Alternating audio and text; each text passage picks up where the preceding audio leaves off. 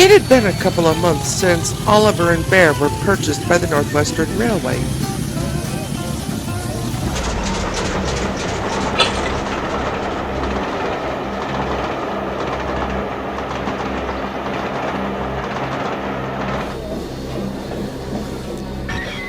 Around that same time, an engine from the mainland, a vagrant engine by the name of Dudley, had temporarily arrived on the island and had tried to cause a rift between the resident engines and the Hymek diesel. After his acts of deceit were found out, the Fat Controller had sent the huge engine packing. Dudley complied, but not without giving him a cold warning.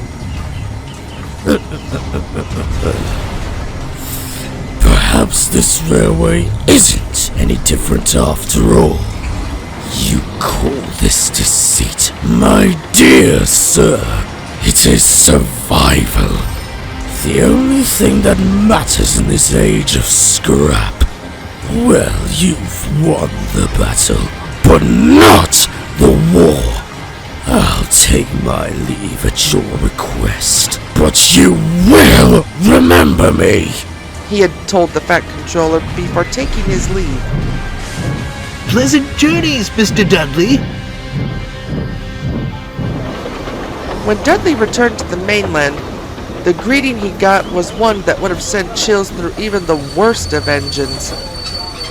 I have heard of your recent, excursion to Sir Charles Topham Hatt's railway, the manager began, an icy glare on his face.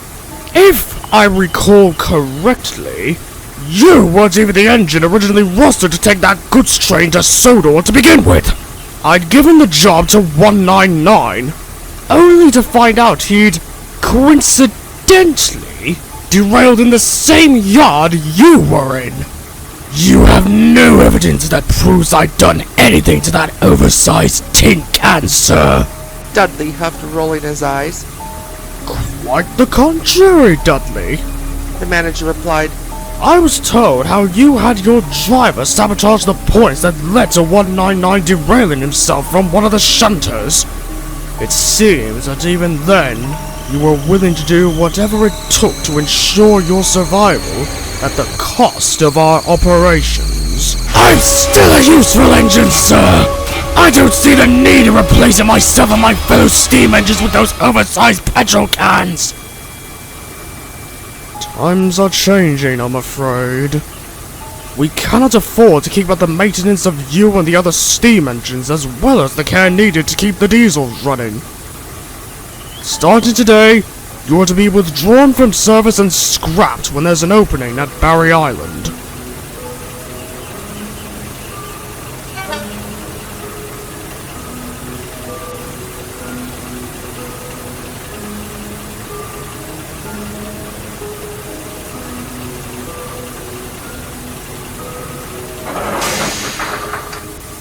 Sir, you can't do this! Give me another chance! I promise to do better! I'm sorry, but after your little stunt on Sodor, I'm not taking any more chances of you trying to sabotage British Rail's operations. Take him away, and put him in a shed away from the others. We don't want him getting up to his old tricks yet again. Yes, sir. Right away, sir. And with a honk of her horn, she hauled Dudley away.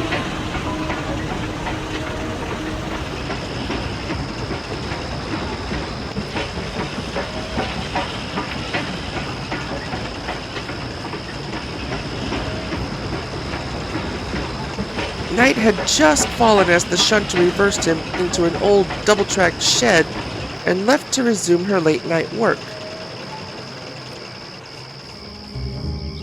That foolish man will change his mind when he realizes most of the railway will go under without me to handle the increased workload. Dudley muttered to himself, gazing up at the starry sky. Might as well get some shut-eyed past the time. And without another word, Dudley shut his eyes and drifted off to sleep.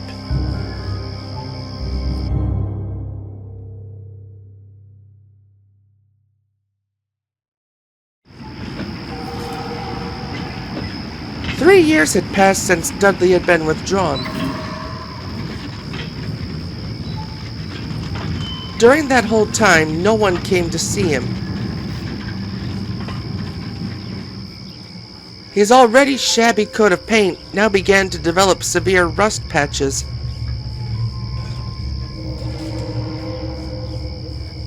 Near the shed, where the sidings had once been filled with trucks and coaches waiting to get to their destinations, dilapidated steam engines stood, waiting for their turn to be sent to Barry Isle to be cut up.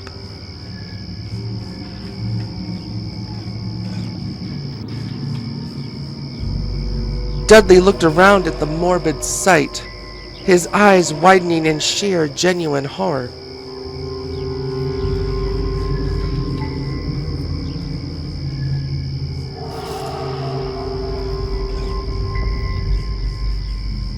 This is horrible! He exclaimed to no one in particular.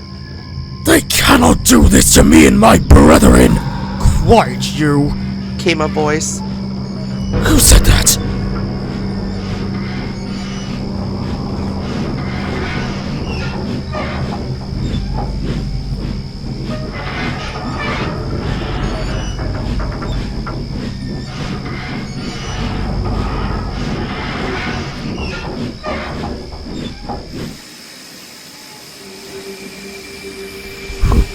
Who are you? I am, what shall I say, I was known as Great Northern. The engine answered, his gaze unwavering. What are you doing here? Actually, how did you even get here in the first place? I was once like you, cousin. I thought I was an indispensable engine that could never be touched. Funny how a big head has a way of clouding one's judgment, wouldn't you say? You wouldn't understand. Sneered Dudley. I was an engine well in my prime. Top of the line for freight work, with a slight pinch of passenger work added to the mix. I was the pinnacle of strength and speed for my class. And yet, when those tin rats started to creep in, the management decided it was easier to give myself and my fellow brethren the cutter's torch. Oh, believe me, I do understand. Great Northern replied, his smirk turning into a dark glare. The difference between you and me, though? When my time came, I didn't resort to dirty, underhanded tricks to try and ensure my survival as you have. You should consider yourself fortunate enough to even have lasted this long, you vile excuse of an engine! Now see here! I'm not finished yet! The Spectre interrupted. Look around you. At these poor, lifeless husks. Many of these poor unfortunate souls would have given their left bolts to even have half the fortune you had. You had the chance to find a new home for yourself.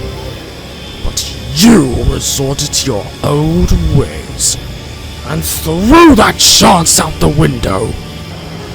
To be frank, what you're enduring is a fate worse than death itself. Be gone! You claim to know me and my struggles, but you don't!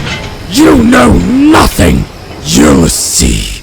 One day, I'll get my chance to show the world what I'm made of once more. And if I have to resort to taking out those rattle-trap diesels, I will. You'll see. You'll all see! Great Northern said nothing more as Dudley began to cackle like a madman. With a look of regret on his face, he reversed away and disappeared into the night, leaving behind the crazed engine.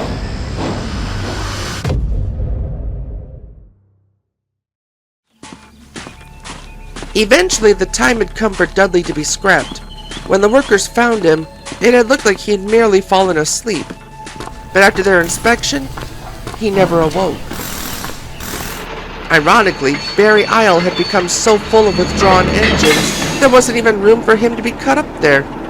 Instead, the manager decided to put Dudley on the dead train, bound for the scrapyards on Sodor.